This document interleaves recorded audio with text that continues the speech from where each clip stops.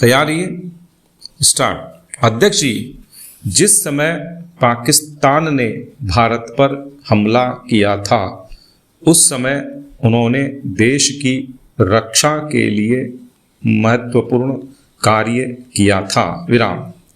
इसके साथ ही मैं मंत्री महोदय को यह भी स्मरण दिलाना चाहता हूँ कि शायद उन्होंने इस पर ध्यान नहीं दिया कि इस बार जो राष्ट्रीय पुरस्कार मिले हैं उनमें रेलवे प्रशासन को केवल 2 ही प्राप्त हुए हैं, जबकि मैं ऐसा मानता हूँ कि हमारी सेना के बाद अगर किसी ने युद्ध काल में सराहनीय कार्य किया है तो वह रेलवे प्रशासन अथवा रेलवे कर्मचारी और अधिकारी हैं। विराम। इसलिए उनके मनोबल को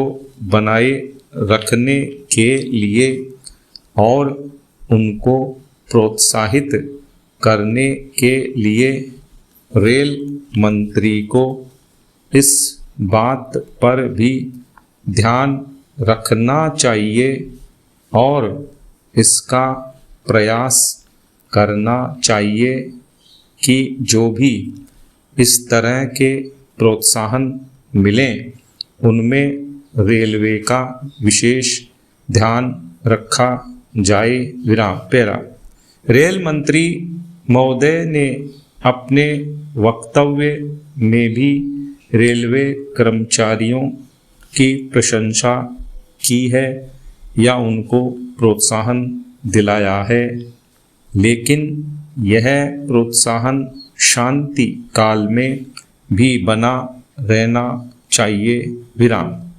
रेलवे ने युद्ध काल में जो काम किया वह तो देश की रक्षा का महान उद्देश्य था, लेकिन उसके बाद देश के निर्माण में या गरीबी मिटाने के लिए जो युद्ध होता है उसमें भी प्रत्येक रेलवे कर्मचारी का मनोबल उसी तरीके से बना रहे, इसके लिए भी रेल मंत्री महोदय को कुछ कदम उठाने की आवश्यकता है।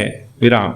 मैं ऐसा मानता हूँ कि वह किसी भी तरीके से करें, उनका तरीका कुछ भी हो, लेकिन उनको यह करना चाहिए कि जितने भी रेलवे कर्मचारी हैं, जो भी रेलवे को मुनाफा हो उसमें वह साझीदार हों। विराम।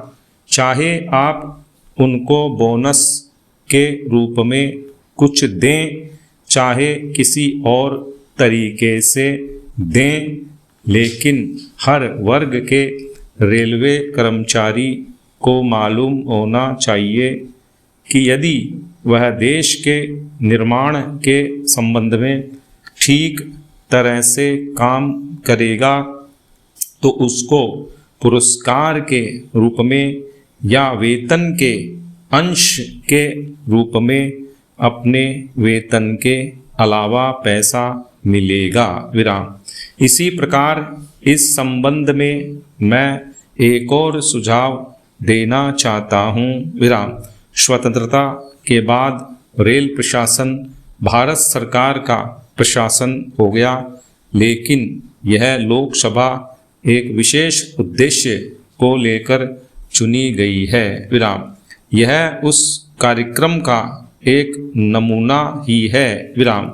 गांधी जी ने जीवन के सभी पहलुओं पर प्रकाश डाला था। विराम। धन को वे संयम से व्यय करने के हक में थे। विराम।